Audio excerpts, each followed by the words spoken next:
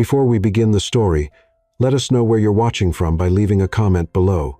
If you enjoy this video, don't forget to like and subscribe. Have a wonderful day. Enjoy the story, everyone. The ballroom of the Plaza Hotel, Manhattan, buzzed with whispers from New York's elite. Crystal champagne glasses clinked, designer gowns brushed against Italian marble, and the aroma of expensive perfumes mixed with the sound of a discreet orchestra. It was the most exclusive charity gala of the year, where millions of dollars would be raised for noble causes, or at least, that's what the golden invitation claimed. Crack. The sound echoed through the ballroom like thunder on a sunny day. All conversations ceased. 200 heads turned simultaneously toward the center of the ballroom, where a woman in a blood-red dress stood with her hand still raised, trembling with rage. In front of her, a man in an impeccable tuxedo held his hand to his face, a red handprint forming on his right cheek. "You arrogant jerk," shouted Elise Harper, her green eyes sparkling with fury. "You think you can buy anything in this world, including people?" Nathan Caldwell, CEO of Caldwell Enterprises and one of America's richest men, blinked several times. Still processing what had happened, no one, and he really meant no one, had dared to raise a hand to him in the last 15 years. What the heck?" he muttered, more shocked than irritated. "What the heck is that?" "You offered me $100,000 to spend the night with you." Elise practically spat the words. "I'm a respected journalist from the New York Tribune, not some gold digger." The crowd's murmur grew. Cell phones began to appear, cameras discreetly pointed at the scene. Nathan realized he was at the center of what would probably be the biggest social scandal of the year. "Listen, there's been a misunderstanding," he began, but was interrupted. "Misunderstanding, my foot." Elise took a step forward, her 5-inch heels making her appear even more imposing. "You came here with your arrogance, your $50 million smile, and thought I'd fall at your feet like all the others." Nathan opened his mouth to respond, but then something caught Elise's attention. Her eyes widened, and all color drained from her face. "No," she whispered, walking toward them, with a malicious smile on his face and an artificial blonde glued to his arm, was Colin Ramsey, her ex-fiancé, the man who had betrayed her 3 months earlier with her best friend, destroying not only her heart, but also her reputation in the journalism world. Well, if it isn't little Elise Harper," Colin said, his voice dripping with false sympathy. "I see you finally found your level. Playing with the big boys suits you." The blonde beside him laughed like a hyena, and Elise felt the world spinning around her. All the cameras were now pointed at her, capturing each second of her humiliation. That's when it happened. Nathan Caldwell, still with the slap mark on his face, took a step beside Elise. Without warning, he pulled her to him, one hand firm on her waist, the other gently lifting her chin. "Sorry, darling," he murmured, his blue eyes meeting hers. "I should have done this a long time ago." And then he kissed her. It wasn't a shy or hesitant kiss. It was a movie kiss, the kind that makes time stop, fireworks explode, and the whole world disappear. Elise felt her knees weaken, her hands automatically gripping the lapels of his tuxedo. When they separated, the ballroom was in complete silence. Colin had paled, his mouth open in shock. The blonde beside him looked like she had swallowed a fish. Nathan kept Elise close to him, his lips curving into a genuine smile. "The first in years." "Now," he said, his voice carrying throughout the ballroom, "did someone say something about my fiancé?" Elise looked at him, her eyes still glazed from the kiss, and whispered, "You're completely crazy." "Completely," he agreed, kissing her forehead. "But admit it, it worked." And for the first time in 3 months, Elise Harper smiled genuinely. What she didn't know was that that kiss had changed not only her night but her entire life. The elevator doors closed with a soft ding, finally providing refuge from the chaos they'd left behind in the Plaza ballroom. Elise pressed her back against the mirrored wall, her chest rising and falling rapidly as the adrenaline began to wear off. "Okay, so," she started, then stopped, running her hands through her auburn hair. "What exactly just happened back there?" Nathan loosened his bow tie, the first genuine laugh he'd had in months escaping his lips. "Well, let's see. You slapped me, called me an arrogant jerk. I kissed you senseless. And now, apparently, we're engaged. This is insane." Elise spun around to face him. "Do you have any idea what you've done? By tomorrow morning, this will be on every gossip website, every newspaper, every stock market report." Nathan finished calmly. "Trust me, I know exactly what I've done. The elevator opened on the parking garage level, and Nathan gestured for her to follow him. Come on. We need to talk somewhere private. The paparazzi will be swarming the lobby in about 10 minutes. I can't just leave with you. I don't even know you. But even as she protested, Elise found herself following him toward a sleek black Tesla. Nathan Caldwell, 32, CEO of Caldwell Enterprises, graduated from Harvard Business School, allergic to shellfish, and apparently excellent at impromptu fake engagements. He opened the passenger door for her. There, now you know me. Despite everything, Elise felt a smile tugging at her lips. That's not exactly a comprehensive background check. We'll have plenty of time for that. Nathan waited patiently by the open door. Look, I know this is crazy, but that guy, Colin, he was about to destroy you in front of 200 people and a dozen cameras. I couldn't just stand there and watch. The mention of Colin's name made Elise's stomach twist. She remembered the humiliation in his voice, the way he'd looked at her like she was dirt on his shoe. Without another word, she got into the car. As Nathan drove through Manhattan traffic, Elise stared out the window, processing the evening's events. So, what's your angle? She asked suddenly. My angle? Nobody does something like that without a reason. What do you get out of this fake engagement? Nathan was quiet for a moment, navigating around a taxi. You really want to know? I'm a journalist. I always want to know. My grandmother. He glanced at her briefly. Margaret Caldwell, 87 years old, founder of Caldwell Enterprises, and the most stubborn woman on the East Coast. She's been on my case about settling down for the past 5 years. Last month, she threatened to leave the company to my cousin Ethan if I don't produce a serious relationship by Christmas. And Ethan is an incompetent playboy who would run the company into the ground within 6 months. Nathan pulled into the parking garage of a luxury apartment building. My grandmother built this empire from nothing. I can't let it be destroyed because I'm apparently emotionally unavailable and married to my work. Elise studied his profile in the dim garage lighting. There was something vulnerable in his expression that hadn't been there at the gala. So, you need a fake fiancé, and you need to show your ex that you've moved on to bigger and better things. Nathan turned off the engine and looked at her directly. It's a mutually beneficial arrangement. This is completely nuts. The best plans usually are. They took the elevator to the 42nd floor, and when Nathan opened the door to his penthouse, Elise's breath caught. Floor-to-ceiling windows offered a stunning view of Central Park, and the apartment was decorated with understated elegance that screamed expensive taste. Nice place, she said, trying to sound unimpressed. Thanks. My decorator has excellent taste in overpriced furniture. Nathan headed to the kitchen. Coffee. Wine. Something stronger? I feel like this conversation requires caffeine or alcohol. Coffee's fine. Elise wandered to the windows, looking out at the twinkling city lights. So, how exactly would this work? This fake engagement, we'd need to make it believable. Nathan started the espresso machine. Public appearances. Social media posts. Maybe you could move in here for a while. Whoa. Hold on. Elise spun around. Move in? I barely know you. Separate bedrooms. Obviously. Nathan held up his hands. This place has 4 bedrooms. You'd have complete privacy. And how long would this charade last? 6 months. Maybe 8. Long enough for my grandmother to believe it's serious.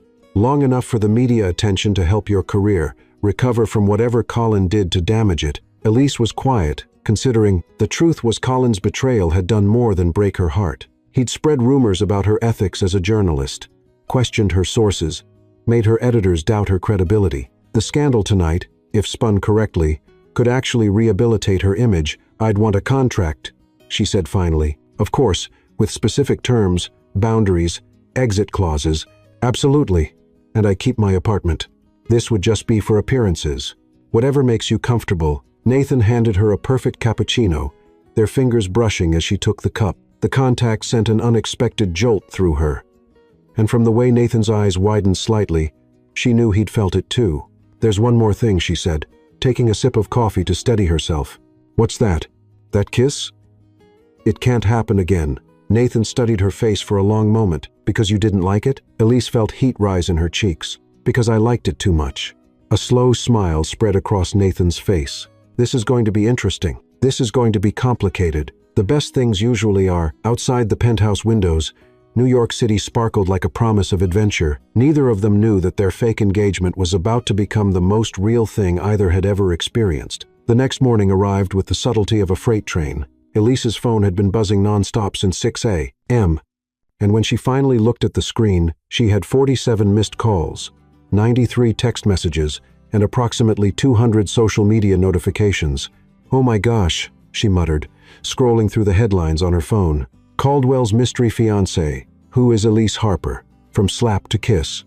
The Plaza Gala's most shocking moment. Billionaire's surprise engagement rocks Wall Street. Her apartment buzzer rang insistently. Through the intercom, she heard her best friend Lila's voice. "Elise Marie Harper, you open this door right now, or I'm calling the fire department." 5 minutes later, Lila Wynn burst through the door like a tiny tornado, her designer handbag swinging dangerously as she waved a stack of newspapers. "What the heck?" Lila slammed the papers on Elise's coffee table. "You get engaged to Nathan Caldwell and don't tell your best friend?" I had to find out from page 6. "Lila, I can explain." "You better explain. Do you know who this man is?" "He's only been on Forbes's most eligible bachelor list for the past 3 years. His net worth has more zeros than my phone number." Elise's phone rang. Nathan's name appeared on the screen. "That's him," she said weakly. "Answer it." Lila practically shrieked. "Put it on speaker." "Hello, Nathan." "Good morning, darling." His voice was warm with amusement. "I take it you've seen the news. Hard to miss when there are photographers camping outside my building." "Ah, yes. I may have underestimated the media interest. My assistant is handling the press releases, but we need to meet today to finalize our arrangement." Lila's eyes were practically bulging out of her head. She grabbed a notepad and scribbled, "Ask about the kiss." Elise swatted the notepad away. "Where did you want to meet?" "My lawyer's office. We'll need to make this official if we're going to pull it off." "Can you be at Bennett, Black & Associates at 11? "I'll be there." "Oh, and Elise, you might want to use the service entrance. The front of the building looks like a media circus." After hanging up, Elise turned to face Lila's expectant stare. "Spill everything." 2 hours later, Elise sat in the most intimidating conference room she'd ever seen, across from Nathan and a lawyer who looked like he charged more per hour than she made in a month. "The terms are quite straightforward," said Thomas Bennett, sliding a thick document across the mahogany table. "A 6-month engagement with an option to extend if mutually agreed upon. Ms. Harper will receive a monthly stipend of $50,000. $50,000? Elise nearly choked on her coffee. "That's ridiculous. I don't need. You'll need new clothes, accessories, and the ability to attend events without worrying about your regular job." Nathan interrupted smoothly. "Consider it a performance fee." The lawyer continued. "Joint public appearances, a minimum of twice per week. Separate living arrangements, though Ms.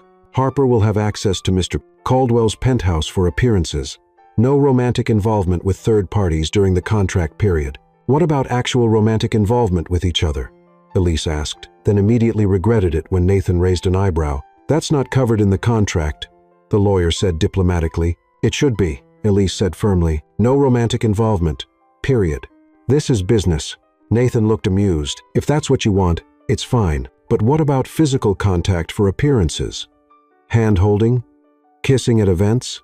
Elise felt her cheeks warm. "Minimal physical contact, and absolutely no more surprise kisses. Even if your ex shows up again? Especially if my ex shows up again." The lawyer was frantically typing notes. "Perhaps we should define minimal physical contact more specifically." Just then, the conference room door burst open. A tiny elderly woman with silver hair, dressed in a Chanel suit that probably cost more than Elise's car, marched in with the authority of someone accustomed to owning every room she entered. "Nathan Alexander Caldwell.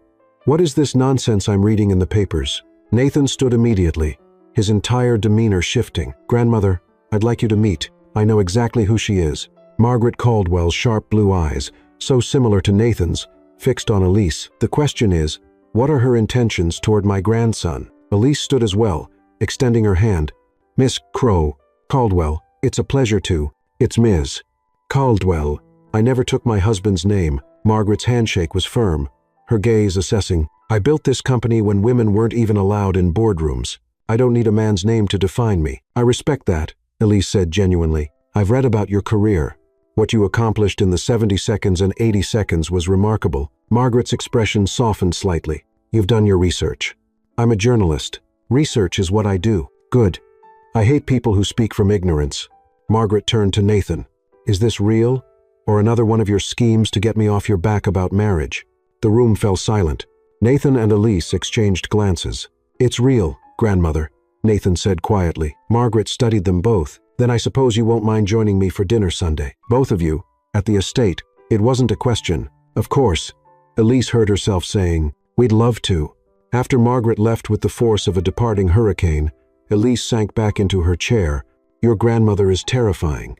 She's also incredibly smart. If anyone can see through this, it's her. Then we better make it convincing. Nathan leaned back in his chair, studying her. You know, for someone who insisted on no romantic involvement, you're awfully good at playing the devoted fiancé. I'm a good actress when I need to be. Is that what this is? Acting? Elise met his gaze directly. What else would it be? Nathan smiled, but something in his eyes suggested the question was more complicated than either of them wanted to admit. I guess we'll find out. As they signed the contract, neither of them noticed the small clause on page 12 that Thomas Bennett had quietly added. This agreement may be terminated early by mutual consent or by genuine romantic attachment between the parties. Some lawyers, it seemed, were hopeless romantics. The Caldwell estate sprawled across 20 acres of prime Hampton's real estate, like something out of a Gatsby novel. As Nathan's Tesla wound up the circular driveway, Elise pressed her face to the window, taking in the manicured gardens, the fountain that probably cost more than her annual salary, and the mansion that seemed to go on forever. You grew up here? She asked, trying to keep the awe out of her voice. Unfortunately, Nathan replied, his knuckles white on the steering wheel. Every summer, every holiday, every weekend. My parents thought I needed character building. What's wrong with character building? Nothing.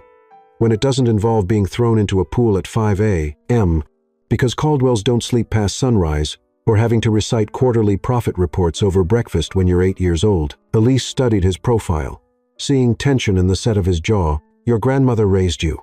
After my parents died in a car accident when I was 12, yes. Margaret became my guardian, my mentor, and my biggest critic, all rolled into one terrifying package. The vulnerability in his voice caught her off guard. In the few days since their arrangement began, she'd seen the confident CEO, the charming public figure, even the frustrated grandson, but this was the first glimpse of the boy who'd lost his parents and been thrust into a world of impossible expectations. Nathan, I'm sorry. I didn't know. It's fine, he said quickly, parking in front of the massive oak doors. Ancient history. Besides, she did prepare me to run the company. I just wish the cost hadn't been quite so high. Before Elise could respond, the front doors opened, and a butler, who could have been cast in Downton Abbey, appeared. Master Nathan, welcome home. Ms. Caldwell is waiting in the rose garden. Thank you, Winston. How's she been this week? Winston's expression remained perfectly neutral, but Elise caught the slight twitch of his eyebrow. Energetic seer. She's fired 3 gardeners and reorganized the entire wine cellar again. Nathan groaned. She's nervous. That's never good. They walked through the mansion, and Elise tried not to gawk at the oil paintings that were probably worth more than most people's houses, the crystal chandeliers that cast rainbow prisms across marble floors, and the antique furniture that belonged in a museum. Relax, Nathan murmured, offering her his arm as they approached the rose garden. You look like you're about to face a firing squad. Aren't I? Probably. That's not reassuring. I'm not good at reassuring. I'm better at honest. The rose garden was a masterpiece of landscape architecture, with hundreds of roses in every color imaginable, creating a living tapestry around a central gazebo. Margaret Caldwell sat at an elegant wrought-iron table, dressed in a lavender silk dress that probably cost more than Elise's rent, with her silver hair perfectly coiffed and her posture ramrod straight. You're 3 minutes late, she said without looking up from her newspaper. Traffic, Nathan replied, pulling out Elise's chair before taking his own. There's no traffic on a private road, Nathan. Margaret folded her newspaper with military precision and fixed her sharp gaze on Elise. You look nervous, dear. A little, Elise admitted. I want to make a good impression. Good. I despise people who don't care what others think. It shows a lack of respect. Margaret poured tea from an ornate silver service. Now, tell me about yourself. And don't give me the sanitized version you'd give a reporter. I want the real story. Elise accepted the delicate china cup, acutely aware that she was probably holding something worth more than her car. What would you like to know? Everything. Start with your childhood. For the next hour, Margaret grilled Elise with the precision of a seasoned investigator. She wanted to know about Elise's middle-class upbringing in Ohio, her journalism degree from Northwestern, her career at the Tribune, her favorite books, her political views, her thoughts on modern art.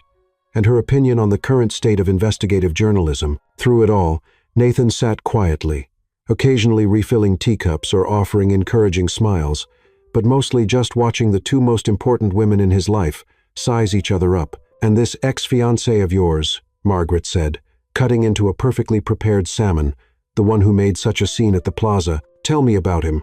Elise's fork paused halfway to her mouth. "Colin, there's not much to tell. We were together for 2 years, engaged for 6 months. He made some poor choices. He cheated," Margaret said bluntly, "with your best friend, if the gossip columns are accurate." "Grandmother," Nathan warned. "I'm not asking to be cruel, Nathan. I'm asking because I want to understand what kind of man would be foolish enough to lose a woman like Elise." Elise felt heat rise in her cheeks. "Colin thought I was too ambitious, too focused on my career. He wanted someone who would be satisfied being an accessory to his life instead of building her own. And what did you want?" "I wanted someone who understood that loving someone means supporting their dreams, not trying to shrink them to fit your own insecurities." Margaret's eyes sharpened with interest. "An excellent answer. And what do you want from Nathan?" The question hung in the air like a challenge. Elise felt Nathan tense beside her, and she realized this was the moment that would determine whether Margaret saw through their charade. "I want someone who sees me as an equal," Elise said honestly. "Someone who challenges me to be better without trying to change who I am. Someone who isn't threatened by my success because he's secure in his own." "And do you think Nathan is that man?" Elise looked at Nathan, seeing something vulnerable and hopeful in his blue eyes. "I think he has the potential to be. It wasn't a lie." She realized with surprise, over the past few days, she'd seen glimpses of the man beneath the billionaire exterior, the way he'd protected her from Colin's humiliation, the way he'd been careful to respect her boundaries, even while negotiating their arrangement, the way he'd shown genuine concern for her comfort and safety. Margaret nodded approvingly. "Nathan, walk me to the greenhouse. I want to show you the new orchids." Nathan looked confused. "But we haven't finished." "Now, Nathan," it was clearly not a request. Nathan squeezed Elise's hand briefly before following his grandmother across the garden, leaving Elise alone with her thoughts and a growing sense of unease. 20 minutes later, they returned, Margaret looking satisfied and Nathan looking like he'd been through an interrogation. "Well," Margaret announced, settling back into her chair, "I've made my decision." "Your decision?" Elise asked. "About whether I approve of this engagement." Margaret's smile was sharp. "I do, conditionally." "Conditionally?" Nathan repeated. "You'll both stay here for the next 2 weeks. Consider it an extended engagement party. I want to observe how you interact when you think no one is watching." Elise's teacup rattled against its saucer. "Stay here? Together? Separate rooms?" "Naturally. I'm not a complete heathen." Margaret's eyes twinkled with mischief. "But if you're truly engaged, you should be comfortable in each other's company for more than a few hours at a time." "Grandmother, that's not necessary," Nathan began. "It's absolutely necessary. Ethan stopped by yesterday, asking pointed questions about your sudden engagement. He seems to think it's rather convenient timing." The mention of Nathan's cousin made his jaw tighten. "Ethan can think whatever he wants. Ethan can also contest my will if he believes you're deceiving me." Margaret's voice carried a steel edge. 2 weeks. Nathan, prove to me this is real, and I'll announce my succession plans at the company board meeting. Fail to convince me, and I'll seriously consider Ethan's suitability for leadership." Elise and Nathan exchanged glances. They were trapped, and Margaret knew it. "Fine," Nathan said finally. 2 weeks. "Excellent. Winston will prepare the blue suite for Elise and ensure your usual room is ready." "Nathan." Margaret stood, smoothing her dress. "Dinner is at 7. Dress code is formal, and we'll be joined by the Langleys and the Thorntons. They're dying to meet Nathan's mysterious fiancée." After Margaret glided away with the grace of a queen, Elise and Nathan sat in stunned silence. 2 weeks.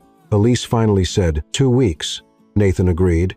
With dinner parties and formal dress codes and constant observation, and Ethan lurking around looking for proof, we're faking. Elise stood up, pacing around the rose bushes. "This is getting complicated."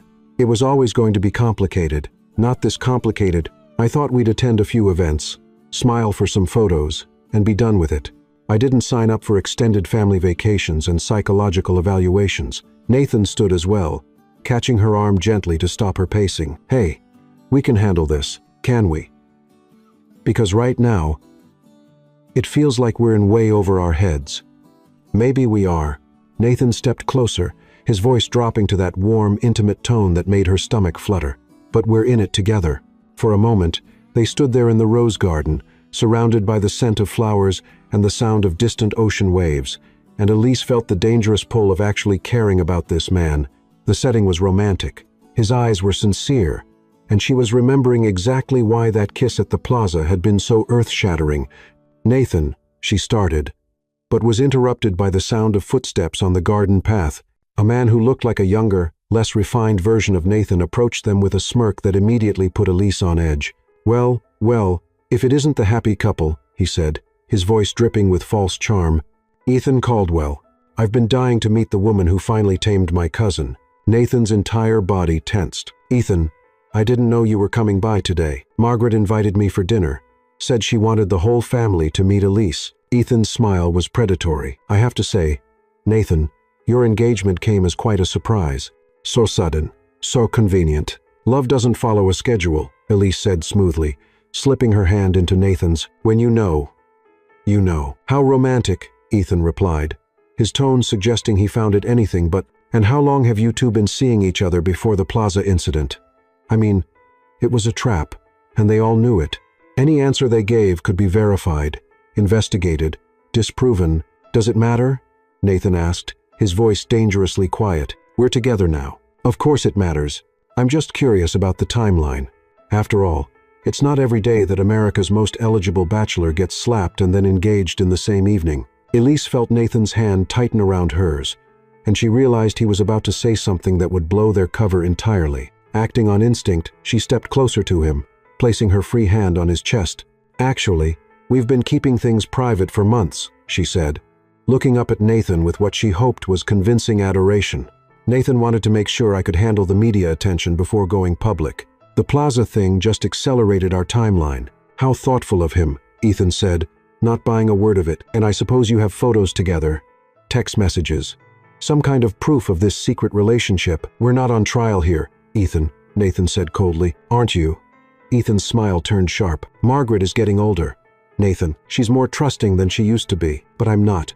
And if I find out you're running some kind of con to secure your inheritance, that's enough." Nathan stepped forward, and for a moment, Elise thought he might actually hit his cousin. "Gentlemen." Margaret's voice cut through the tension like a blade. She approached from the house, having clearly heard every word. "I believe that's quite enough family bonding for one afternoon. Ethan, you're early for dinner. Nathan, perhaps you could show Elise to her room so she can freshen up." It was a dismissal, and everyone knew it. Ethan gave them one last calculating look before following Margaret back to the house. "Well," Elise said when they were alone, "your cousin seems lovely. Ethan has always been a snake." Nathan ran a hand through his hair. "But he's not wrong. We need to be more careful. If he finds out we're faking this, then we don't let him find out." Elise straightened her shoulders with determination. "We make this so convincing that even he can't poke holes in it. And how do we do that?" Elise looked at him for a long moment, weighing her options. "We become the couple we're pretending to be in public, in private, everywhere except behind closed doors. We learn each other's habits, share inside jokes, act like people who are genuinely in love. You think you can fake being in love with me for 2 weeks?" The question was casual, but something in his eyes suggested the answer mattered more than it should. "I'm a very good actress when I need to be," she replied. But even as she said it, she wondered if she was trying to convince him or herself. "Then let's put on the performance of our lives." As they walked back to the house hand in hand for the benefit of any watching eyes, neither of them acknowledged the growing suspicion that the line between performance and reality was becoming dangerously blurred. The next 2 weeks, Elise realized, were going to test more than just their acting abilities. They were going to test every carefully constructed wall she'd built around her heart. And she was terrified that Nathan Caldwell might be the one man capable of tearing them all down. The blue suite was approximately 3 times the size of Elise's Manhattan apartment, complete with a sitting area, a marble bathroom that belonged in a luxury spa, and a 4-poster bed that could comfortably sleep 4 people. As Winston finished placing her hastily packed bags in the walk-in closet, Elise stood at the floor-to-ceiling windows, watching the sun set over the Atlantic Ocean. "Will there be anything else, Miss Harper?" Winston asked with the kind of polished professionalism that comes from decades of service to the extremely wealthy. "Actually, yes." "How long have you worked for the Caldwell family?" Winston's expression softened slightly. 37 years, miss. I started as a footman when Master Nathan's father was still alive." "What was Nathan like as a child?" The butler was quiet for a moment, clearly weighing how much to reveal. "Curious, Brilliant. Lonely, I think. Especially after the accident, he used to spend hours in the library, reading everything he could get his hands on. Miss Margaret thought education was the cure for grief. And was it? Master Nathan learned to hide his emotions very well. Whether that's the same as healing? Winston shrugged diplomatically. Perhaps you'll be the judge of that, miss. After Winston left, Elise unpacked her few belongings, feeling increasingly out of place among the silk wallpaper and antique furniture. She'd brought jeans and casual dresses, completely unprepared for a 2-week stay at what was essentially a palace. A soft knock on the adjoining door made her freeze.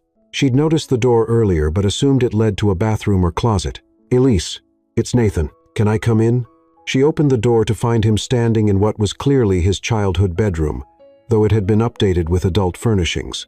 The walls were lined with bookshelves, and she could see diplomas and awards displayed with museum-like precision. Connecting rooms, she raised an eyebrow. Margaret's idea of subtlety, he replied with a wry smile. Don't worry, the door locks from both sides. I just wanted to check if you're okay with all this. Define okay. Nathan leaned against the doorframe, and Elise couldn't help but notice how different he looked in casual clothes. The jeans and navy sweater made him seem younger, more approachable, less like the intimidating CEO, and more like the boy Winston had described. For what it's worth, I'm sorry about Ethan. He's always been jealous of my position in the family, but I didn't expect him to be quite so aggressive. It's fine. I've dealt with hostile sources before. Elise sat on the edge of the enormous bed. But we need to talk about our story. He's going to keep testing us, and we need to have consistent answers. Agreed. Want to grab some coffee and figure this out?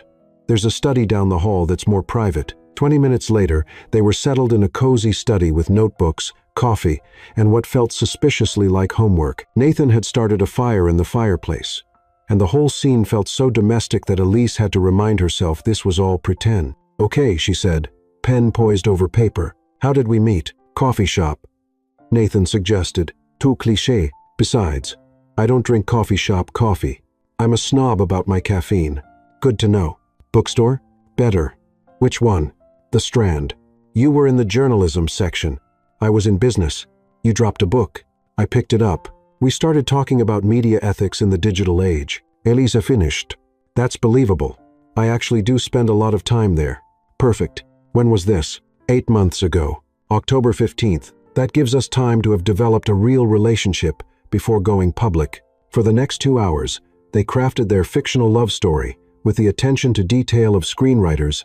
Their first date was dinner at a small Italian restaurant in Little Italy. Nathan had been nervous and spilled wine on his shirt. Elise had laughed and offered to take him to her dry cleaner. Their first kiss was 3 weeks later on the Brooklyn Bridge at sunset because Nathan had wanted to show her the view of Manhattan from his favorite spot. This is actually kind of fun, Elise admitted. Looking at their timeline, we should write romance novels. I don't think billionaire CEOs are allowed to write romance novels. It's probably against some masculine code. Says who? Says my business school professors, my board of directors, and approximately every business magazine that's ever profiled me. Elise studied his face. Do you ever get tired of it? The expectations, the image management, the constant performance. Nathan was quiet for a long moment, staring into the fire. Every single day. But it's the price of success, right? You become what people need you to be, not what you want to be. And what do you want to be? Honestly, I have no idea anymore. I've been Nathan Caldwell, CEO, for so long that I'm not sure who I am underneath all that. The vulnerability in his voice made Elise's chest tighten. Well, for what it's worth, I like the version of you I've seen this week. The one who protects people from humiliation and makes terrible jokes about his furniture.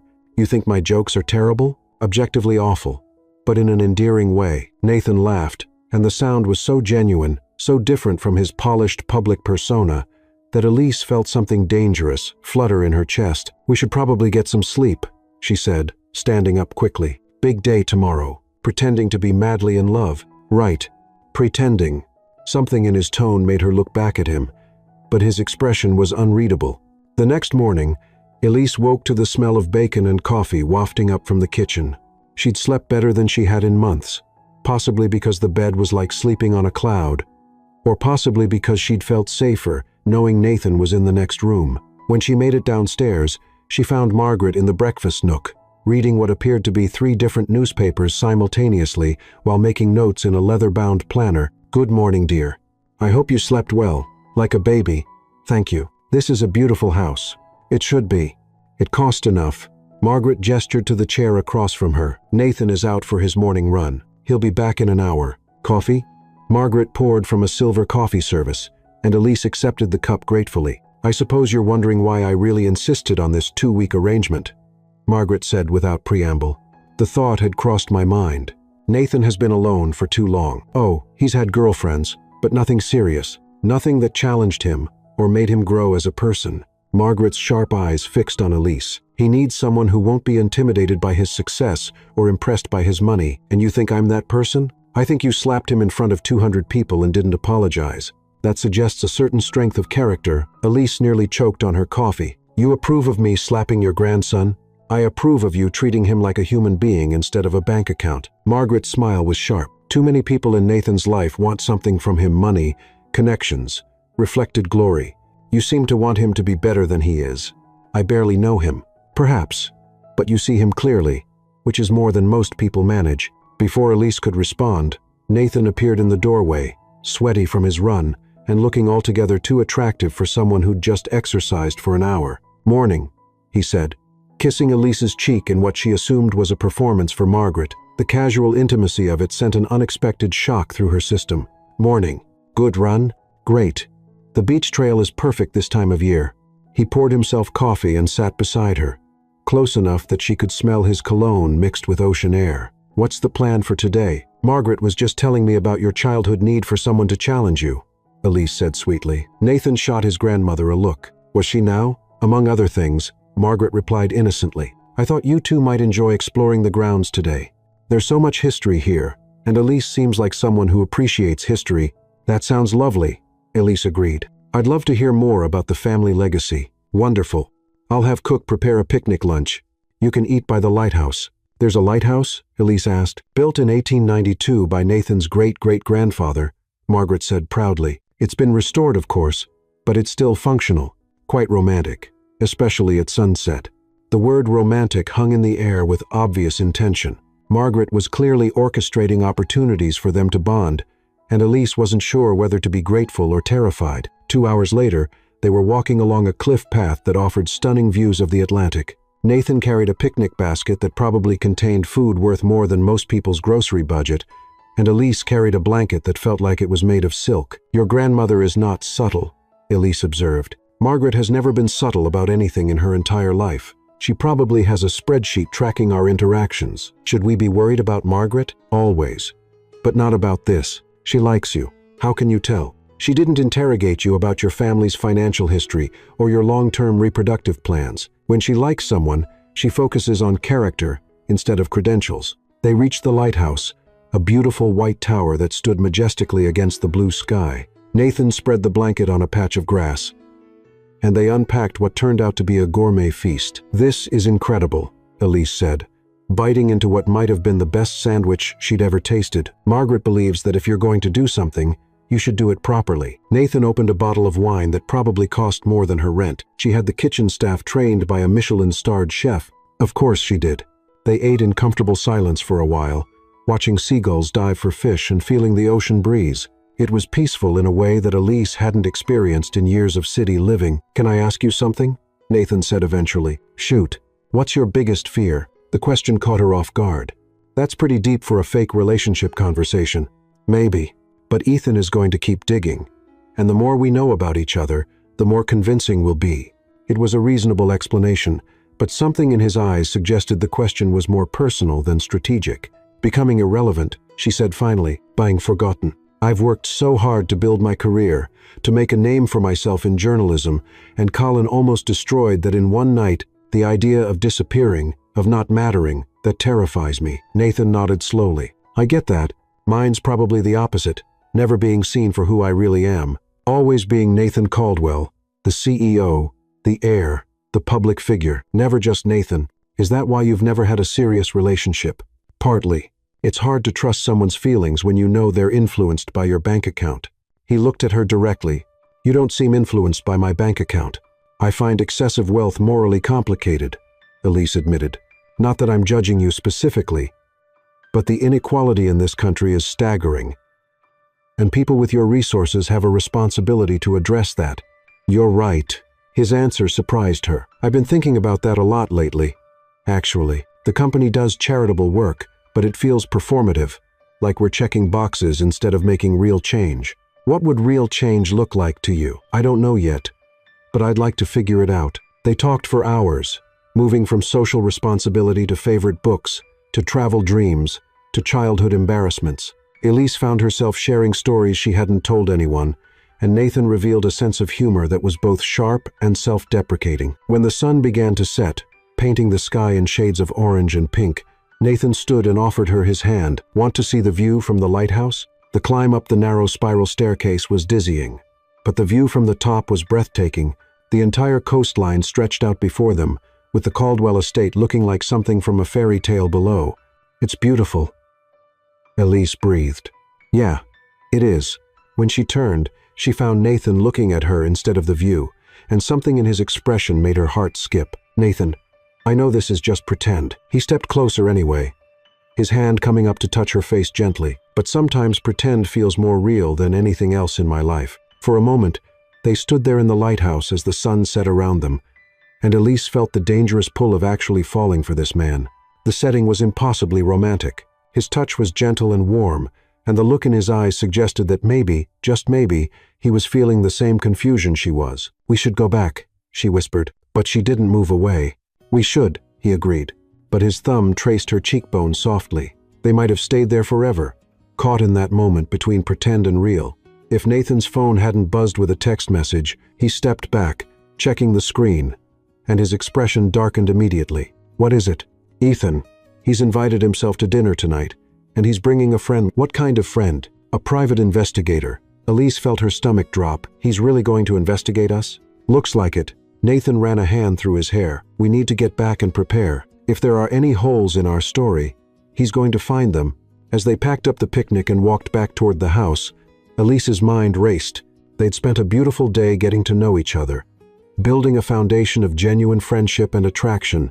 But now reality was crashing back in, reminding her that this was all a performance. A business arrangement that could crumble if they weren't careful. Nathan? Yeah? What happens if Ethan proves we're faking this? Nathan was quiet for a long moment. Then I lose everything. The company, my inheritance, probably my relationship with Margaret, and I go back to being Colin's humiliated ex-fiancé with a damaged reputation. That won't happen. Nathan stopped walking and turned to face her. I won't let it happen. How can you be so sure? Because we're not faking it anymore. The words hung between them, heavy with implication. Elise searched his face, looking for signs that he was just talking about their improved acting. But what she saw there was something much more dangerous. Nathan, I know it's complicated.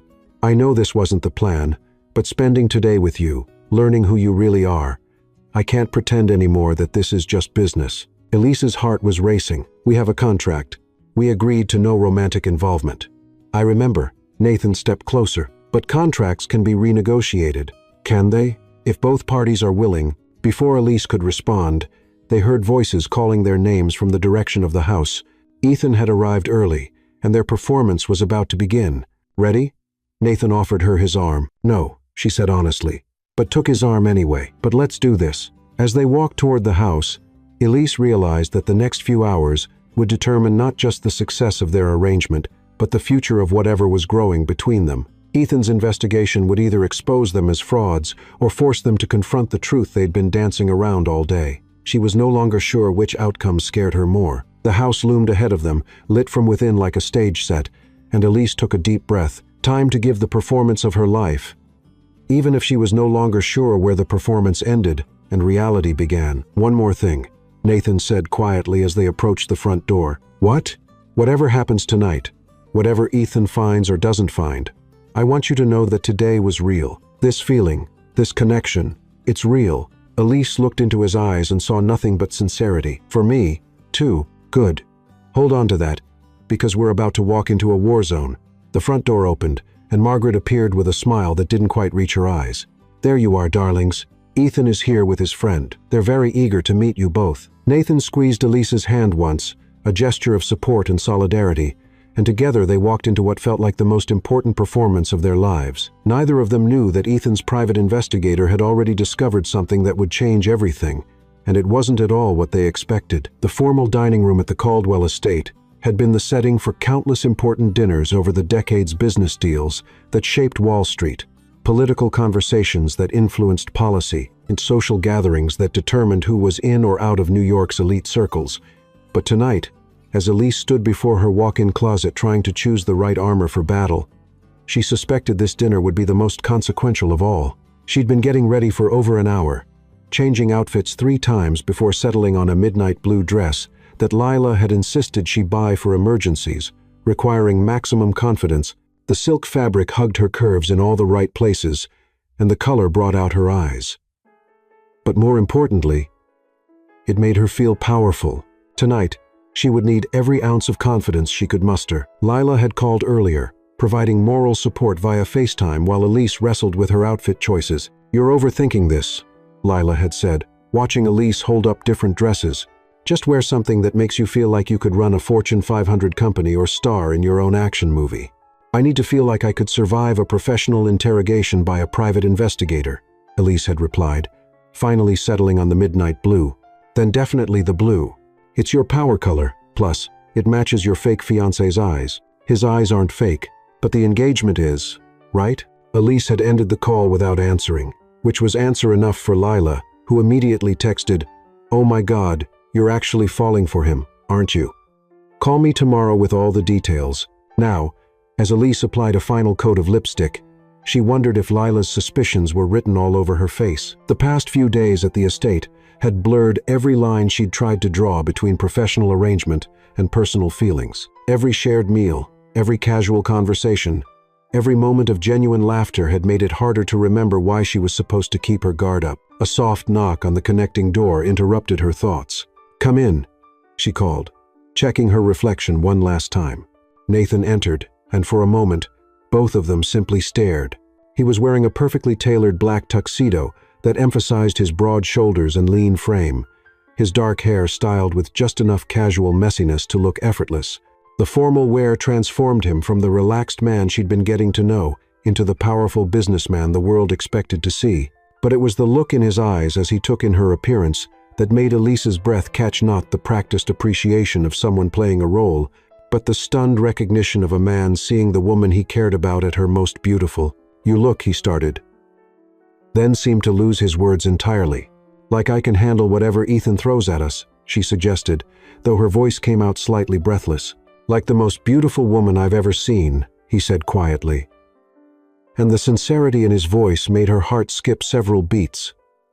"Like someone I'd be proud to have beside me, even if this were real." The word real hung between them, loaded with implications neither of them was quite ready to address. "Nathan, I know, wrong time, wrong place." He ran a hand through his hair, messing up the perfect styling. "But I needed you to know before we go down there and face whatever Ethan has planned, that what I said earlier wasn't just stress talking. These past few days, getting to know you, seeing who you really are, beyond the professional facade, it's changed everything for me." Elise felt her carefully constructed walls trembling. "This is complicated. The best things usually are. We have a contract that we wrote when we barely knew each other.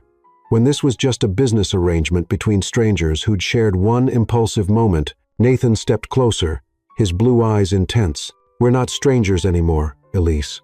And that moment at the plaza, it wasn't just impulse, was it? Before she could respond, another knock echoed through the room.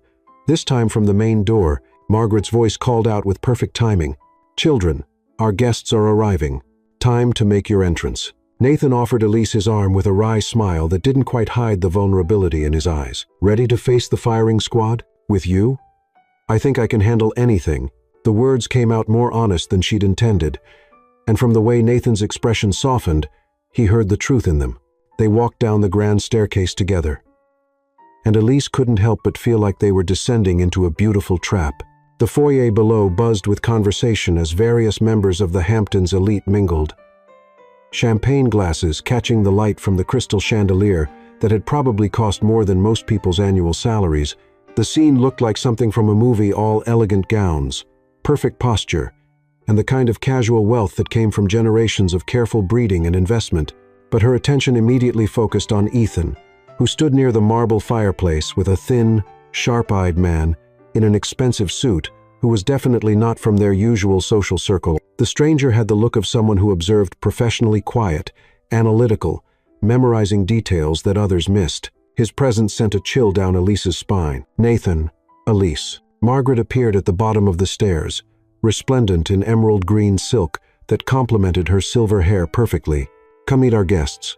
Everyone is simply dying to meet the mysterious woman who captured our Nathan's heart. The next 30 minutes passed in a blur of introductions, small talk, and careful observation. The Langleys and Thorntons were exactly what Elise expected, from Hampton's high society, wealthy, well-educated, and intensely curious about the billionaire's sudden engagement. They asked polite but probing questions about her background, her family, her career, all while maintaining the veneer of social pleasantries that the wealthy had perfected over generations. So refreshing to meet a woman with her own career, Mrs. Langley commented while discussing Elise's journalism. Too many young women today seem to think marriage is a retirement plan. I've always believed that the most interesting couples are those where both partners have something valuable to contribute to the conversation. Elise replied diplomatically. How wonderfully modern of you, dear. And what drew you to journalism? The desire to tell stories that matter, to shine light on things that powerful people would prefer to keep in the shadows. She caught Ethan watching this exchange with particular interest, as if cataloging every word for future analysis. Nathan was perfect beside her, playing the role of devoted fiancé with just the right balance of affection and protectiveness. He kept one hand on her lower back, occasionally leaning down to whisper something that made her laugh genuinely, and responded to every inquiry about their relationship with convincing fondness. To any observer, they looked like a couple completely smitten with each other, which was becoming less of a performance and more of a reality with each passing moment. How did the proposal happen? Mrs. Thornton asked with the eager curiosity of someone who lived vicariously through other people's romantic moments. Nathan and Elise exchanged glances. They hadn't prepared for this question. It was spontaneous, Nathan said carefully. We were walking through Central Park, discussing our future, and I realized I couldn't imagine mine without her in it. How romantic. Did you get down on one knee? Actually, Elise jumped in. He just stopped walking, took my hands, and asked if I wanted to spend the rest of my life arguing with him about everything from business ethics to the best pizza in Manhattan. And I said yes, because someone needs to keep him humble. She added, earning genuine laughter from the group. That sounds exactly like Nathan, Margaret said with obvious delight. He's never been one for grand gestures, but his thoughtful moments are worth a dozen roses. But through it all, Elise felt Ethan watching them with calculating eyes, and his companion, introduced simply as Mr. Lin, a family friend, seemed to be cataloging every word, every gesture, every micro-expression with professional interest. Every time she glanced in his direction, she found him studying them with the intensity of a scientist, examining specimens under a microscope. Mr.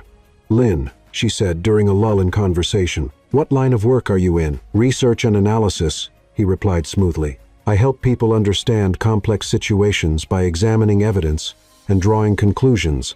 That sounds fascinating. What kind of evidence? All kinds: financial records, communication patterns, behavioral analysis. Amazing what you can learn about people when you know how to look. The implicit threat in his words was clear. Even wrapped in polite conversation, dinner is served, Winston announced with impeccable timing, appearing in the doorway with the kind of perfect posture that came from decades of service to the extremely wealthy. The dining room table could have seated 20 people comfortably, but tonight it was set for 10, with enough crystal, china, and silver to stock a small museum. Margaret had strategically placed Elise and Nathan across from Ethan and Mr. Lin, ensuring maximum observation opportunities during the meal. Every place setting was perfectly arranged, every water glass filled to the precise level, every napkin folded with military precision. The first course passed peacefully enough: butternut squash soup that tasted like autumn in a bowl, accompanied by wine that probably cost more than most people's monthly salary. Conversation flowed around topics safe for mixed company: the recent art exhibition at the Met, the upcoming charity regatta, political developments that affected the financial markets. I understand you're working on an investigative piece about corporate transparency, Mr. Parency, Langley said to Elise. Fascinating topic, especially in today's climate. It is.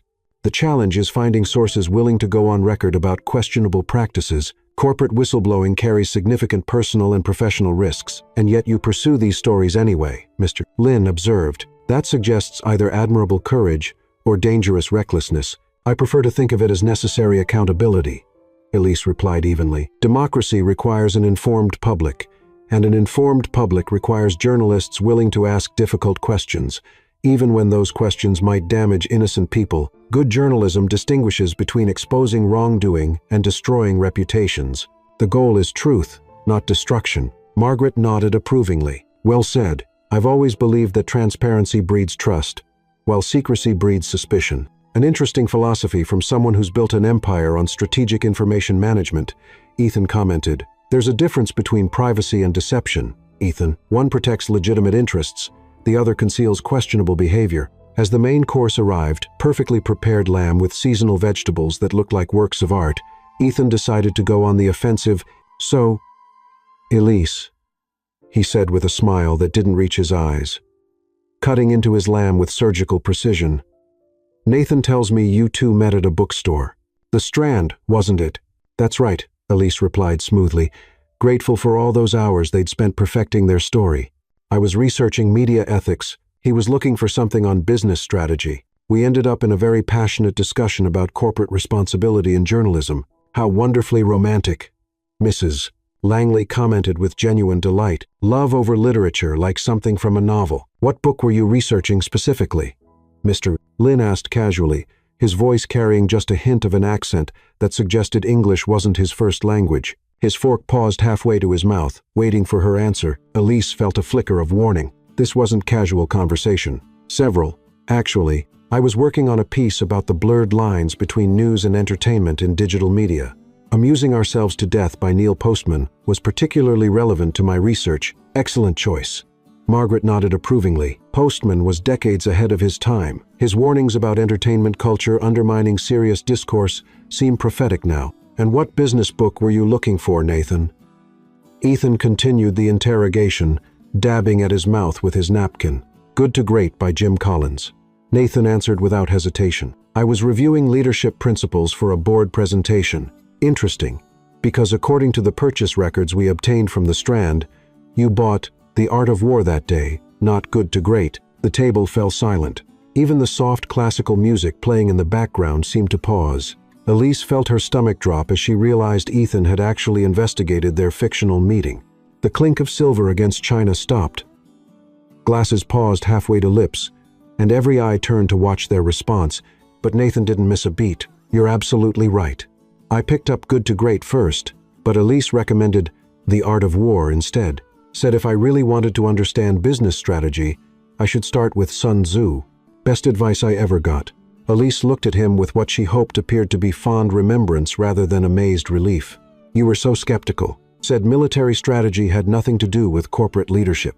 And you spent 20 minutes proving me wrong, right there in the aisle, Nathan added, his hand finding hers on the table in what looked like an unconscious gesture of affection.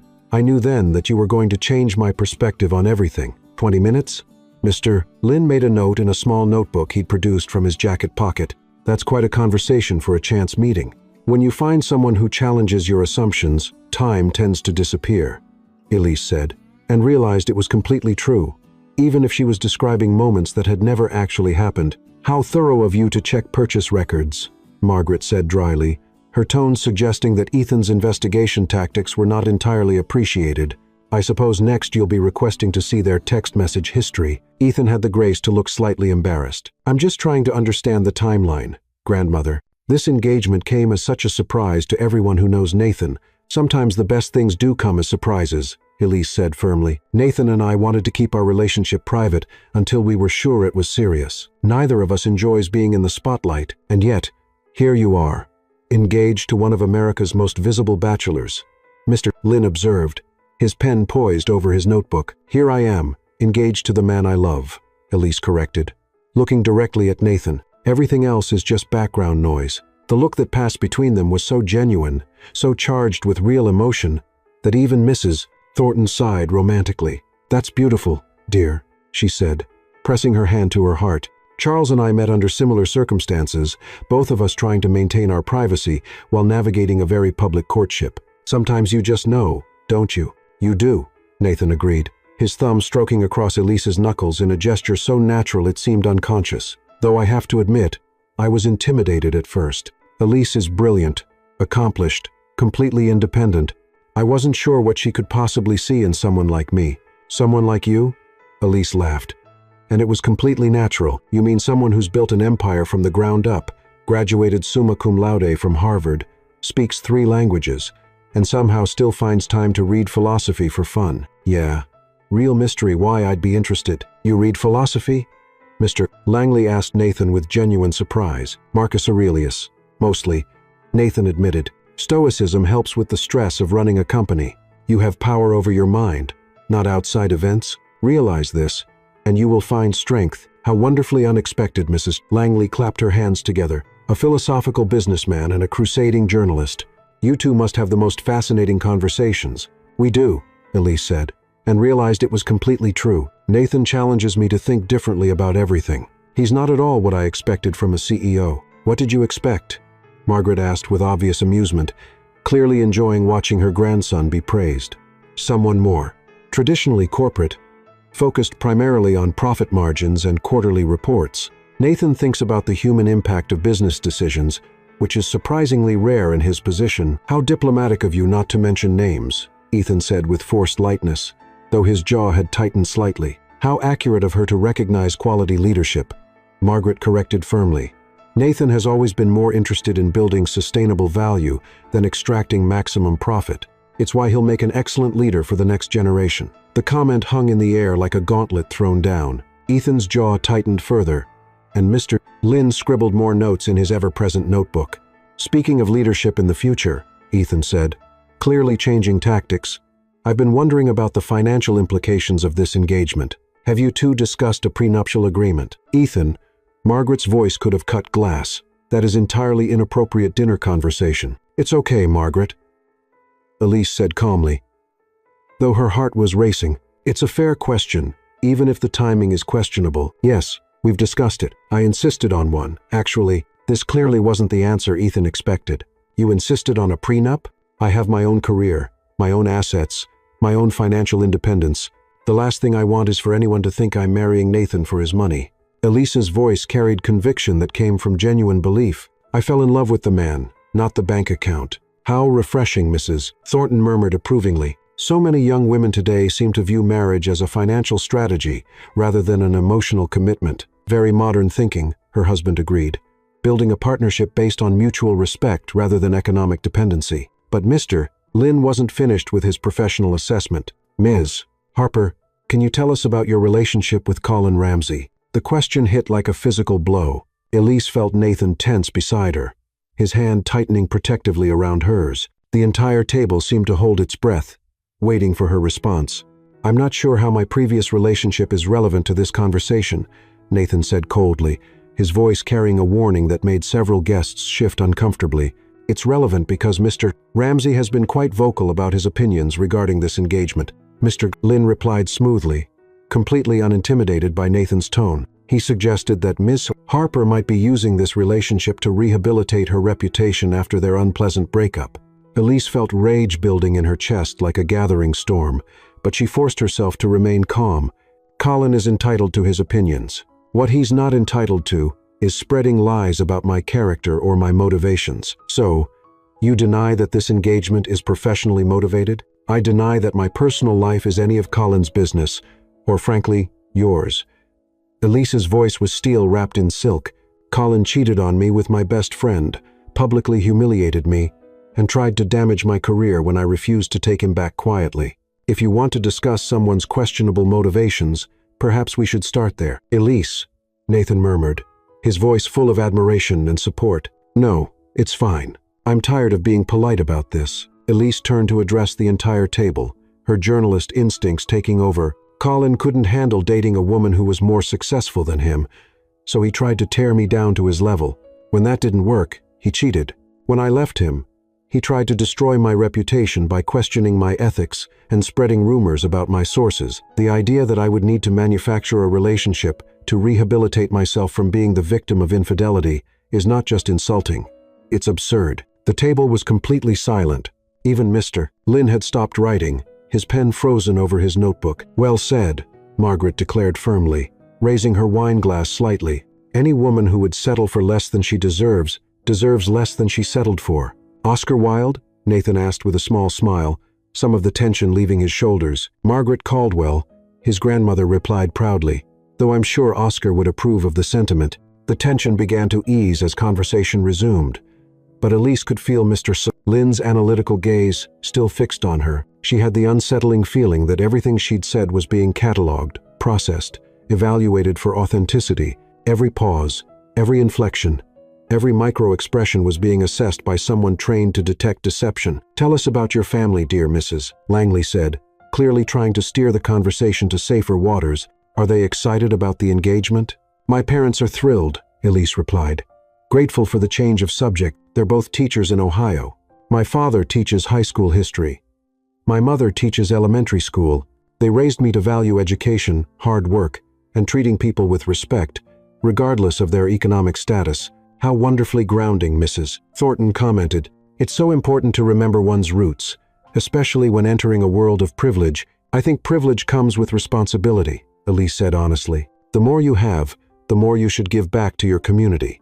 "And how do you plan to do that as part of the Caldwell family?" Ethan asked, his tone suggesting this was more than idle curiosity. "I'd like to establish a foundation focused on media literacy and educational access. Too many people lack the tools to critically evaluate information, which makes them vulnerable to manipulation and misinformation." "Fascinating," Margaret said with obvious approval. "That aligns perfectly with the family's existing charitable interests." "I wasn't aware of specific family charitable interests," Mr. Lynn noted, making another entry in his notebook. "The Caldwell Foundation has been supporting education initiatives for over 50 years, Margaret replied coolly. "Perhaps you should have done more thorough research before accepting this assignment." The rebuke was subtle but unmistakable, and Mr. Lynn's cheeks colored slightly. Dessert arrived, individual chocolate soufflés that were works of art, accompanied by port that was probably older than Elise. The conversation shifted to safer topics: upcoming social events, vacation plans, the latest Broadway shows, art auctions, charity galas, but underneath the civilized veneer, Elise could feel the undercurrents of evaluation and judgment, as if she were a specimen being examined under a very expensive microscope. "These soufflés are incredible," she commented, taking a bite of what might have been the best dessert she'd ever tasted. "Cook trained in Paris," Margaret said proudly. "I believe in surrounding myself with excellence in all things, including future granddaughters-in-law?" Mrs. Langley asked with a knowing smile. "Especially future granddaughters-in-law," Margaret replied, raising her port glass in Elise's direction. "Nathan," Ethan said as they finished dessert, setting down his spoon with deliberate precision, "could I speak with you privately for a moment? Business matter that requires immediate attention." "Anything you need to say to Nathan, you can say in front of me," Elise said firmly, her journalist instincts flaring. "Actually, this concerns confidential company business board matters that require discretion." Nathan looked torn between protecting Elise and avoiding a scene in front of their guests. "It's okay," she said quietly, placing her hand over his. "I'll be fine.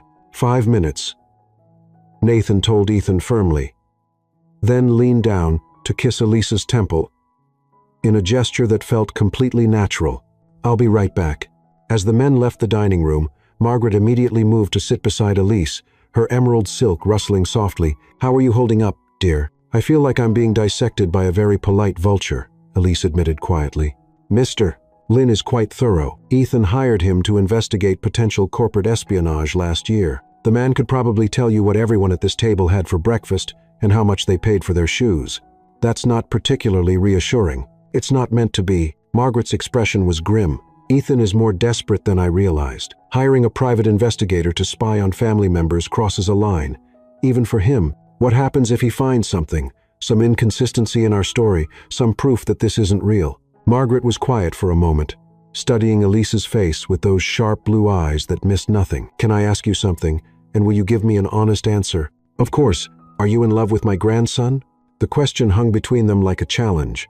Elise felt her carefully constructed defenses crumbling under Margaret's penetrating gaze. Around them, the other guests continued their polite conversation, but it felt like she and Margaret existed in a bubble of truth. She started, then stopped. "It's complicated. Love usually is. But that's not what I asked." Elise took a shaky breath. We agreed this would be fake. A business arrangement. No romantic feelings. No complications. Just a mutually beneficial performance. And how's that working out for you? Elise laughed despite herself, the sound carrying more pain than humor. Terribly. Absolutely terribly. Good, Margaret said with obvious satisfaction. Because it's working out terribly for Nathan, too. I've watched him for the past week, and I haven't seen him this happy since before his parents died. You've given him something I never could, the freedom to be himself, instead of constantly living up to impossible expectations. But what if Ethan proves we're lying? What if he destroys Nathan's reputation, his inheritance? Ethan can go to heck, Margaret said with surprising vehemence, her refined facade cracking slightly. I've made my decision about the company's succession, and it has nothing to do with Nathan's personal life. It has everything to do with his character, his vision, and his ability to lead with both intelligence and compassion, all things that were true before you came along and will be true regardless of what happens between you two. Before Elise could respond, the men returned. Nathan looked frustrated and tense, his jaw tight with barely controlled anger. Ethan looked smugly satisfied, like a cat who'd cornered a particularly interesting mouse. Mr. Lynn trailed behind them, still taking notes with the dedication of a court reporter. Everything all right? Margaret asked with deceptive mildness, though her eyes were sharp with concern. Fine, Ethan replied, smoothing his tie. Just discussing some upcoming board decisions and succession planning. Nathan sat back down beside Elise, his hand immediately finding hers under the table. His touch was warm but tense, and she could feel the frustration radiating from him like heat from a furnace. Well, Margaret announced, rising from her chair with regal grace, I think it's time we move to the library for after-dinner drinks. Winston has prepared a lovely selection of cognac and liqueurs that have been aging longer than some of our guests have been alive. As they filed out of the dining room, Mr. Lynn approached Elise directly for the first time all evening, his notebook tucked under his arm like a weapon. Ms. Harper, might I have a word? Nathan immediately stepped closer, protective instincts flaring. Anything you have to say can be said in front of me. It's all right, Elise said, though her heart was racing like she'd just run a marathon. What did you want to discuss, Mr. Lynn? I've completed my preliminary investigation into your relationship with Mr. Caldwell. Her voice was steadier than she felt. Mr. Lynn consulted his notebook, flipping through several pages covered in meticulous handwriting. Your story about meeting at the Strand checks out perfectly. The purchase records confirm Mr. Caldwell bought The Art of War on October 15th at 3:47 p.m. The receipt also shows he purchased a coffee from the in-store cafe at 3:52 p.m. Elise felt a moment of confusion that must have shown on her face. They'd made up that entire story. How could there be actual purchase records with such specific details? I also confirmed that you were indeed in the journalism section that afternoon, researching media ethics. The librarian on duty that day remembered you specifically because you spent several hours there and asked for help finding additional resources on digital media manipulation. The confusion deepened. Elise had been at the Strand that day. She remembered it clearly now that he mentioned it, but she had no memory of seeing Nathan there. No recollection of dropping a book or having any conversation about business strategy. Your subsequent dating history also appears completely authentic. Dinner reservations at Lombardi's under Mr. Caldwell's name for October 22nd. A charge to his credit card at the Brooklyn Bridge gift shop on November 12th. Presumably when you visited his favorite spot for your first kiss, Elise felt the world tilting around her, like she was standing on the deck of a ship in rough seas. Every detail of their carefully constructed fictional love story was being confirmed by real evidence. It was impossible unless, furthermore, Mr. Lynn continued, oblivious to her growing confusion, I spoke with several of your colleagues at the Tribune. They confirmed that you've been noticeably happier in recent months, though you've been very private about your personal life. One colleague mentioned that you'd started wearing a particular necklace regularly, the same necklace you're wearing tonight. Elise's hand flew to her throat, where a delicate silver chain held a small pendant her grandmother had given her years ago. She'd been wearing it almost daily since her grandmother's death, but somehow Mr. Lynn had woven it into their fictional narrative as evidence of their relationship. I also obtained your cell phone records, Mr. Lynn continued, and found a pattern of regular communication between you and Mr. Caldwell dating back 7 months. Text messages, phone calls, even some lengthy late-night conversations. This was impossible. Elise knew for certain that she'd never had Nathan's phone number before their arrangement began. She would have remembered texting with a billionaire CEO. The evidence overwhelmingly supports your claims of a genuine long-term relationship that you've kept private until recently. I found no indication of deception, financial motivation, or recent fabrication. Ethan looked like someone had just told him the earth was flat. That's impossible. There must be something you missed. I'm very thorough, Mr. Taxionhite. Caldwell. If there was deception to find, I would have found it. Mr. Lynn closed his notebook with finality. My professional opinion is that this engagement is entirely legitimate, but the timing, the suddenness, Ethan protested, his voice rising slightly. The timing suggests two people who value privacy, finally deciding to go public with their relationship. Nothing more, nothing less. Mr. Lynn tucked his notebook into his jacket pocket, perhaps triggered by external circumstances that made continued secrecy untenable. Margaret looked absolutely delighted, her smile sharp enough to cut glass. Well, that settles that, doesn't it? But Elise was reeling, her mind racing with impossible possibilities. How could their fake story be supported by real evidence? Phone records that didn't exist? Restaurant reservations she'd never made? Nathan, she said quietly, can I talk to you alone? They excused themselves to a small sitting room off the library. Closing the door behind them, Elise turned to face Nathan, her mind spinning with questions that seemed to have no logical answers. The evidence, she said without preamble, the phone records, the restaurant reservations, the timeline. How is any of that possible?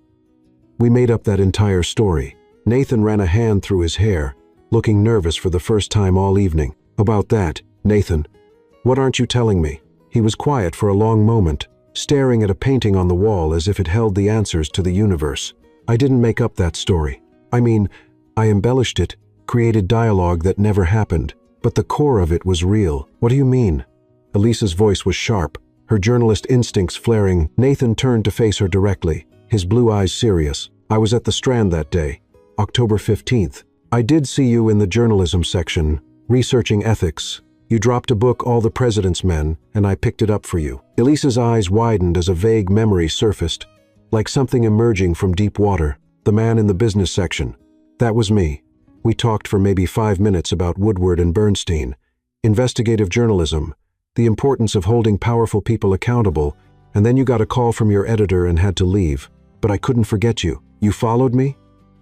Her tone was a mix of disbelief and accusation. Not followed, but I may have kept track of you, your bylines, your articles, your career progression. I started reading everything you wrote. When you got engaged to Colin, I felt ridiculously disappointed. When that ended, I felt guilty for being relieved. Elise sank into a chair, processing this revelation. So, when I slapped you at the plaza, it wasn't the first time I'd seen you. It was just the first time I had an excuse to talk to you again. You manipulated this entire situation. No. Nathan knelt beside her chair, his hands covering hers. The slap was real. Your anger was real. Colin's humiliation was real. I just took advantage of an opportunity to protect you and get to know you at the same time. By lying to me, by not telling you the whole truth, there's a difference. Elise pulled her hands away, standing up to pace around the small room.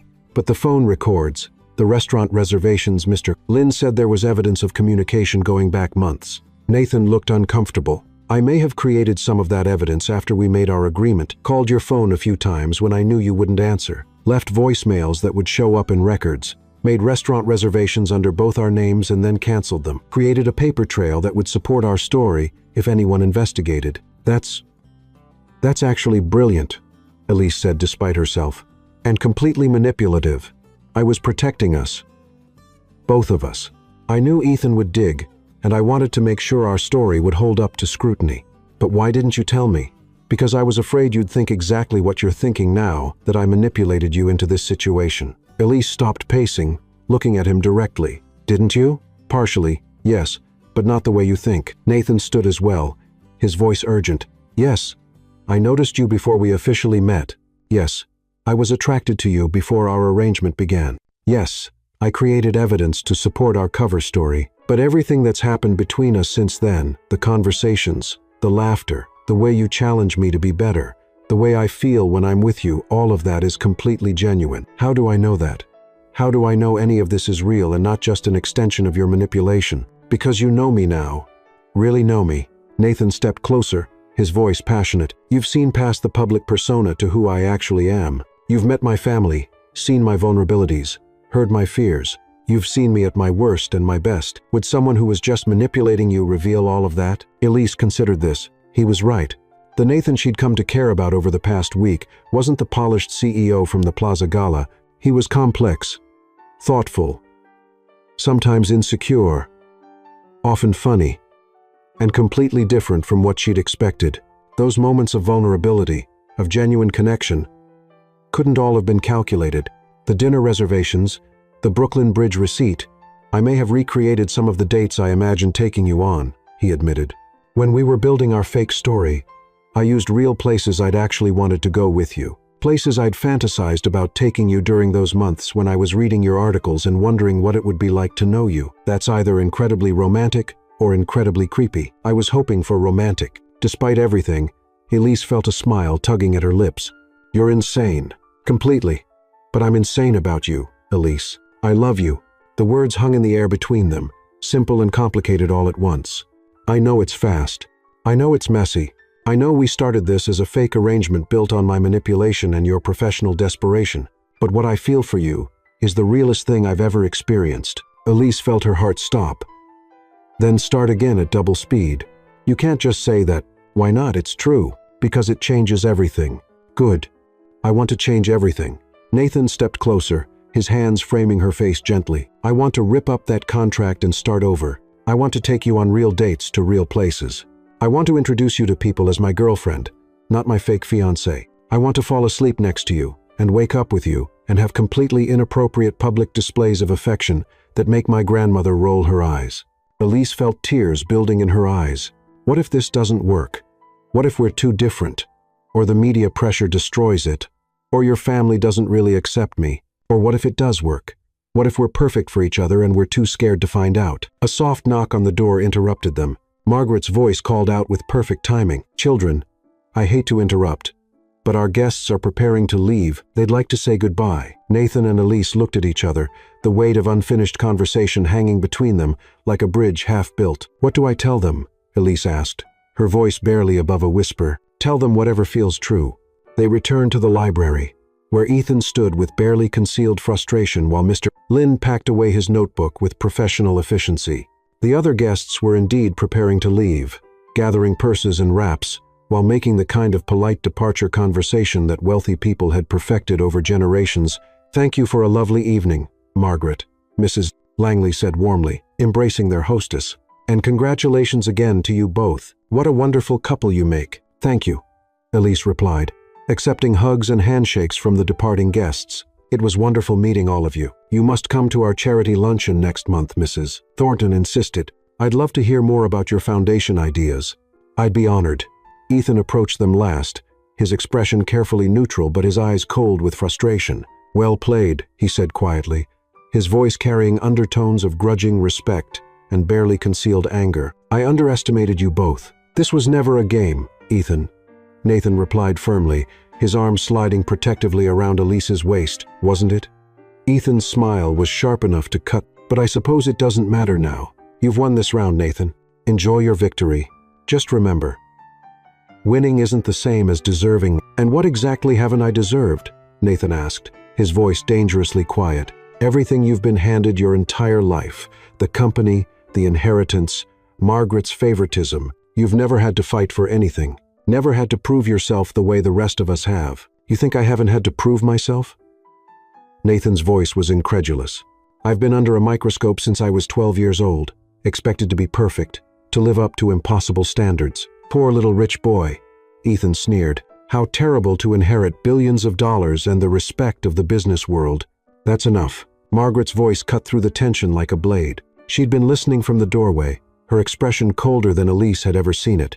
Ethan, you will leave my home now, and you will not return until you can speak to your family with respect. Family? Ethan laughed bitterly. Is that what we are? Because from where I stand, it looks like there's Nathan, your golden boy. And then there's everyone else fighting for scraps. You're right, Margaret said quietly, her voice carrying decades of authority. There is Nathan, who has spent the last 15 years working 18-hour days to honor his parents' memory and build on what they started. And then there's you, who has spent the same 15 years looking for shortcuts and feeling sorry for yourself. Ethan's face flushed red, You have no idea what I've sacrificed. You've sacrificed nothing but opportunities, Margaret interrupted. Every door I opened for you, you walked away from. Every chance I gave you to prove yourself, you squandered. Don't blame Nathan for your own choices. After Ethan left with Mr. Lin in tow, the mansion felt suddenly quiet, as if a storm had passed. Margaret, Nathan, and Elise stood alone in the library, surrounded by thousands of books and the weight of family history. Well, that was illuminating, Margaret said dryly, settling into her favorite chair with the grace of someone accustomed to managing crises. I assume you two have some things to discuss. We do, Nathan admitted. Good. Take your time. I'll be in my study if you need anything. Margaret paused at the door, looking back at them with something that might have been maternal affection. For what it's worth, I've never seen two people fight so hard against falling in love. It's been quite entertaining to watch. After she left, Nathan and Elise stood facing each other in the elegant library, surrounded by leather-bound volumes and the soft glow of table lamps. The silence stretched between them, heavy with everything they'd said and everything they hadn't. So, Elise said finally, her voice barely above a whisper, what happens now? Now, we decide whether to keep pretending this is fake or admit that it stopped being fake somewhere around the second day. When did you know it was real for you? Nathan considered the question seriously, his hands shoved deep in his pockets. The lighthouse. When you were talking about your fears and dreams, and I realized I wanted to know everything about you, not for the arrangement, not for the performance, but because I was falling for you, and I wanted to fall deeper. For me, it was this morning, when you brought me coffee and we spent 2 hours planning fictional dates, and I caught myself wishing they were real. They can be real, can they? Elise stepped closer to him, drawn by the honesty in his voice. Because I have to tell you something, too. What? I love you, too. The words came out in a rush, like she'd been holding them back all evening. I love how smart you are, how you listen when I talk, how you make me laugh even when I'm terrified. I love that you protected me from Colin, even though it meant creating this complicated charade. I love that you read philosophy and make terrible jokes about your furniture and care about using your wealth responsibly. Nathan's smile was brilliant, transforming his entire face. Yeah? Yeah. But I'm still angry that you didn't tell me about seeing me before, about creating evidence, about manipulating the situation. That's fair. I'll make it up to you. How? By taking you on the real version of every fake date we planned, starting with that Italian restaurant in Little Italy tonight. If you want, it's almost midnight. Then tomorrow, or next week, or whenever you're ready to let me court you properly. Elise laughed, feeling lighter than she had in months. Court me? What? Are we living in a Jane Austen novel? If that's what it takes to convince you I'm serious about this, I'll write you sonnets and send flowers every day. Please don't. I'm allergic to most flowers. And your poetry is probably terrible. How do you know my poetry is terrible? You're a CEO. It's statistically likely. Nathan stepped closer, his hands finding her waist. Can I kiss you now? A real kiss, not a performance kiss. I thought you'd never ask. This time, when Nathan kissed her, there were no cameras, no audiences, no purpose beyond the simple desire to kiss the woman he loved. It was soft and sweet and full of promise. And when they broke apart, both of them were smiling like teenagers with their first crush. So, what happens to the contract? Elise asked, her arms still around his neck. We burn it ceremonially, with champagne and possibly fireworks. And your grandmother's succession plans? She'll do whatever she thinks is best for the company, but it won't be based on my personal life anymore. She made that clear tonight. And Ethan? Ethan will have to learn to live with disappointment again. I feel sorry for him. Why? Because he spent so much energy being angry about what he doesn't have that he's never learned to appreciate what he does have. Nathan studied her face in the lamplight. That's very generous of you, considering he just spent the evening trying to destroy our relationship, trying to destroy our fake relationship. He actually ended up proving our real one. True. Though I'm not sure that was his intention. They stood together in comfortable silence for a moment, processing everything that had happened. Outside the library windows, the Hamptons stretched out under a canopy of stars. And somewhere in the distance, the lighthouse Nathan's great-great-grandfather had built continued its steady beacon.